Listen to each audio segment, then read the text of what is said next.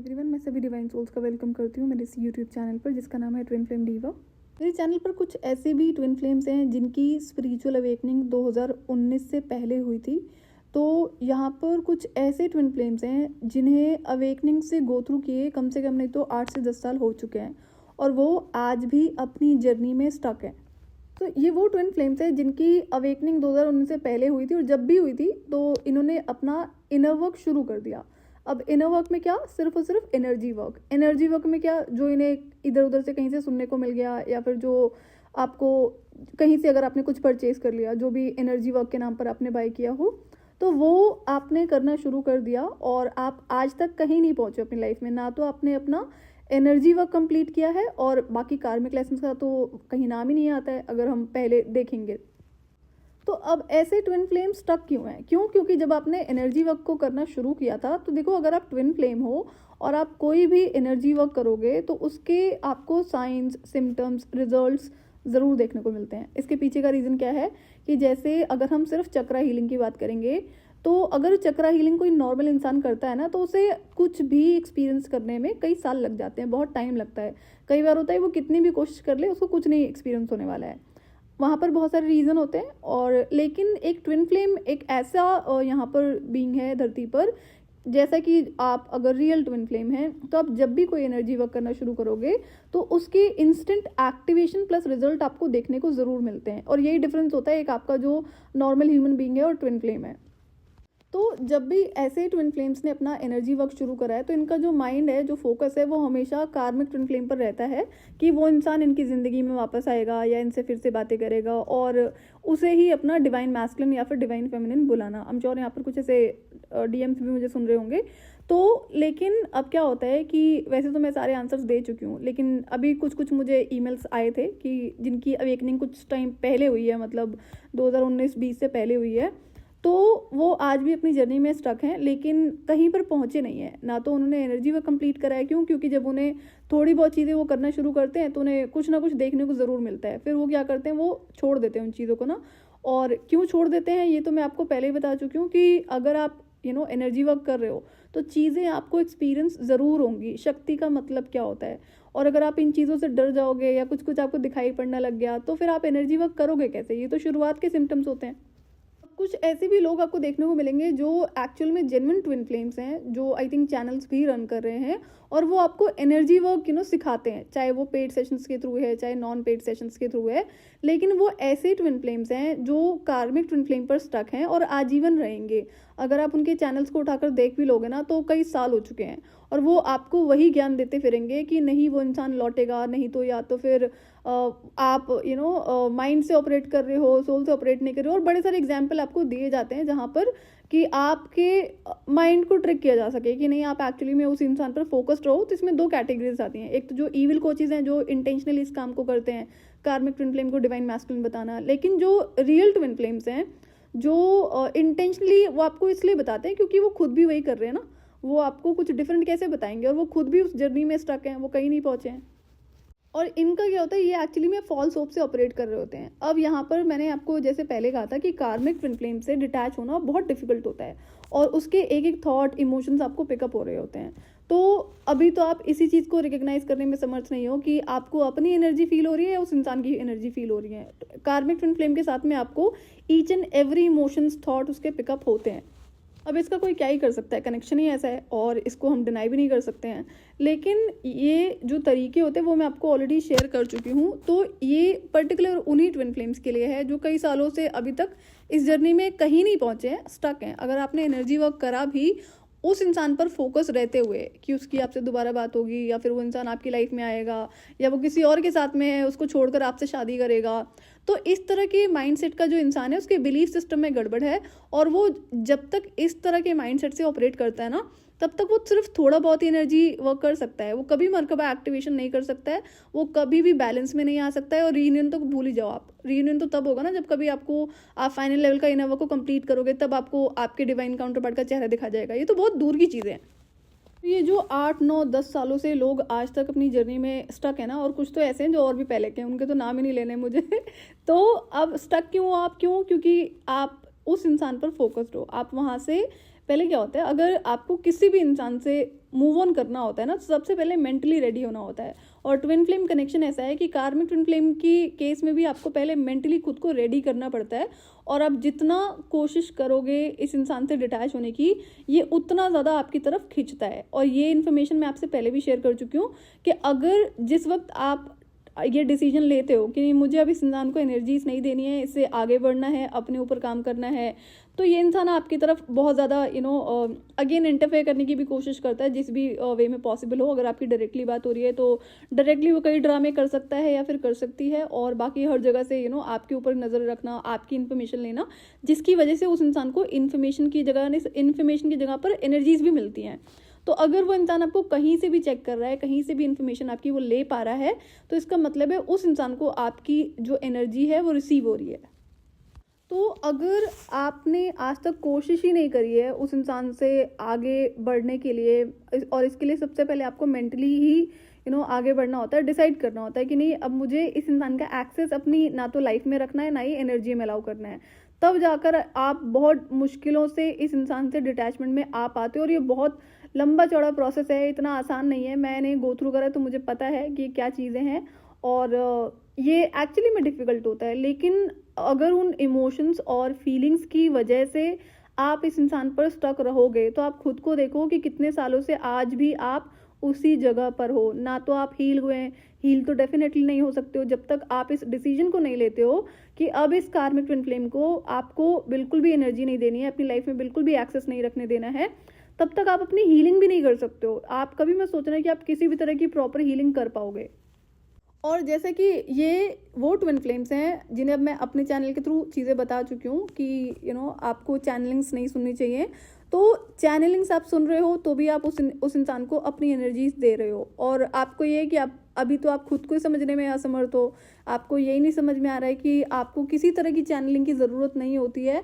आप उस इंसान के थॉट्स एंड एनर्जी को कॉन्टिन्यूसली पिकअप कर रहे होते हो। तो और इसमें जो एक तरह से आप डिफरेंस समझ पाते हो जब आप अपनी हीलिंग करना शुरू करते हो, और वो भी तब जब आप मेंटली इस चीज़ के लिए रेडी होते हो कि नहीं, अब इस इंसान को मुझे अपनी लाइफ में अलाउ ही नहीं करना है, और इस इंसान से खुद को डिस्ट्रैक्ट करने के लिए मुझे क्या क्या करना है। जैसे सेल्फ लव पर आप फोकस करते हो, और आप किसी काम में खुद को बिजी रखोगे, ये तो करना पड़ता है।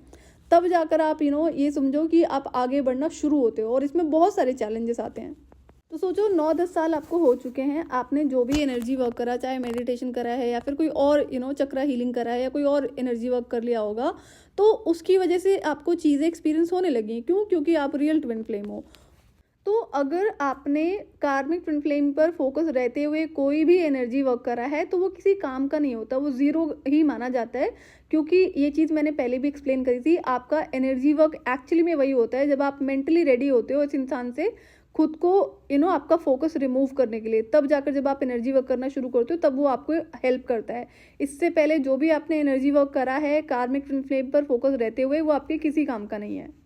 और जैसा कि मैंने पहले भी कहा था कि अगर जब भी आप इस चीज़ के लिए रेडी होते हो कि अब आपको कार्मिक ट्विन फ्लेम से आगे बढ़ना है, तो वो इंसान आपकी लाइफ में खुद से वापस आने की कोशिश ज़रूर करता है, इंटरफेयर करने की कोशिश ज़रूर करता है।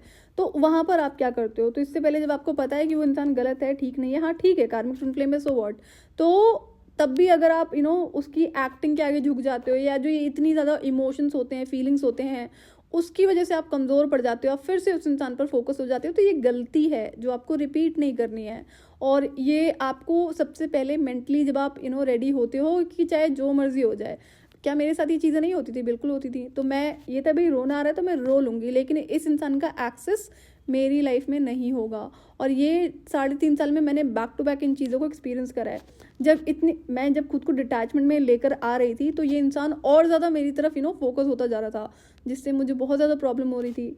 और वो इमोशंस होते हैं, उसका आप कुछ नहीं कर सकते, बट ये था कि थोड़ी देर तो फील होंगे, कोई बात नहीं। मतलब इमोशंस फीलिंग्स तो हमेशा होते हैं, लेकिन जब उस टाइम पे बहुत ज़्यादा फील होते हैं ना, जब मैं डिटैचमेंट में जा रही थी, तो ये मैं क्या करती थी कि मैं कुछ टाइम के लिए शांत बैठ जाती थी, कोई अच्छा सा फ्रीक्वेंसी म्यूजिक प्ले कर लिया। डिस्ट्रैक्शन करना भी इतना आसान नहीं होता था कि मैं किसी और काम पे फोकस कर लूँ। क्यों? क्योंकि हायर सेल्फ कनेक्टेड होती थी ना, तो वो कॉन्टिन्यूसली बातें कर रही होती है। तो हायर सेल्फ की वजह से कार्मिक ट्विन फ्लेम आपसे कंप्लीटली कनेक्टेड रह पाता है। लेकिन मैं तो अपने डिसीजन पर अड़ी हुई थी ना कि नहीं, ये इंसान मेरी ज़िंदगी का हिस्सा कभी नहीं बनेगा। लाइफ में तो एक्सेस दिया ही नहीं हुआ तो वो तो ख़त्म हो गया होता। लेकिन जिस तरह से एनर्जेटिकली ये कनेक्टेड था तो वो मैं धीरे धीरे क्लोज कर रही थी, क्योंकि एकदम से तो पॉसिबल नहीं था। लेकिन मैं ये कहना चाह रही हूँ कि वो जो इमोशंस हैं, जो फीलिंग्स हैं, वो कॉन्स्टेंटली फील होते हैं। तो मुझे तो अगर रोना आएगा तो मैं रो लूँगी, कोई बात नहीं। क्या मैं पूरा टाइम रहूँगी, 24 घंटे रहूँगी? नहीं, 1 घंटे 2 घंटे हो सकता है ज़्यादा रो लिया, कोई दिक्कत नहीं है। लेकिन इस इंसान को एनर्जी एक्सेस नहीं देना है। और डिटैचमेंट के लिए जो मुझे सबसे ज़्यादा हेल्प करता था वो था मंत्रा चैंटिंग और मेरा ग्राउंडिंग वर्क, जो जाकर चाहे गार्डन में या फिर पार्क में नंगे पैर वॉक करना, एनिमल्स के साथ में अपना ज़्यादा से ज़्यादा टाइम स्पेंड करना, या फिर किसी और क्रिएटिव चीज़ पे फोकस हो जाना। आप क्या कर रहे हो? तो ये चीज़ें ना एक्चुअली करने में बहुत मेहनत लगती हैं। और आप ये खुद सोचो कि अगर 9-10 साल हो चुके हैं आपकी स्पिरिचुअल अवेकनिंग को, तो आप तो कहीं नहीं पहुँचे हो। और ये एक्चुअली में बहुत ज़्यादा टफ होता है। मैं गिल्टी नहीं फील करा रही हूँ, बट आप ये सोचो ना कि जब आप एक रियल ट्विन फ्लेम हो तो इस तरह की लोअर वाइब्रेशंस में क्यों रहना है? अगर जब तक आप ट्विन फ्लेम, कार्मिक ट्विन फ्लेम से कनेक्टेड रहते हो, आपको ये जो एंजाइटी डिप्रेशन है ना, ये टाइम टू टाइम फील होता रहेगा। और ऐसे ट्विन फ्लेम्स क्या होता है, इनका बिलीफ सिस्टम तो गड़बड़ होता ही है, और उसके साथ में ये एक्चुअली में फॉल्स होप से भी ऑपरेट कर रहे होते हैं कि उसकी लाइफ में कुछ हो गया होगा, या फिर उसके घर में ये प्रॉब्लम है, या उसकी कार्मिक मदर ऐसी है, या फिर कार्मिक फेमिनाइन ऐसी है। तो ये क्या होता है, एक्सक्यूजेज होते हैं। क्यों? क्योंकि इनर वर्क करने में तो मेहनत लगता है, और एक्सक्यूजेज देना तो बड़ा आसान है। उनके साथ जीना भी बड़ा आसान है। जिसको आदत हो जाती है लोअर वाइब्रेशंस में रहने की, उसको बहुत मेहनत लगती है ना वहाँ से निकलने में। और ये रियलिटी है। बट ये था मेरे साथ में कि मैं एनर्जीज के इफेक्ट से वाकिफ़ थी, तो मुझे पता है किस एनर्जी को किस तरह से शिफ्ट करना है, किस तरह से रिमूव करना है। बट ये मेहनत लगती है, ऐसा नहीं कि एक ही बार में हो जाता है, बट करना तो पड़ता है। अब जैसे जो मरकबा एक्टिवेशन पर जो मैंने आपसे इन्फॉर्मेशन शेयर करी है, जिसके बारे में आपको एक झूठी इन्फॉर्मेशन फैलाई गई थी कि मरकबा जो आई थिंक हाईजैक हो गया, समथिंग लाइक दैट। तो उसकी वजह से काफ़ी सारे ट्विन फ्लेम्स ये वही हैं जो उस टाइम से स्टक हैं। क्यों? क्योंकि उनको लगता था कि जो कार्मिक ट्विन फ्लेम है वही रियल डिवाइन मैस्कुलिन है, और वो बेचारा इसलिए इस तरह से चीटिंग करता है या माइंड गेम्स खेलता है क्योंकि हाईजैक हुआ जो भी इंफॉर्मेशन फैलाई गई है मरकबा के बारे में।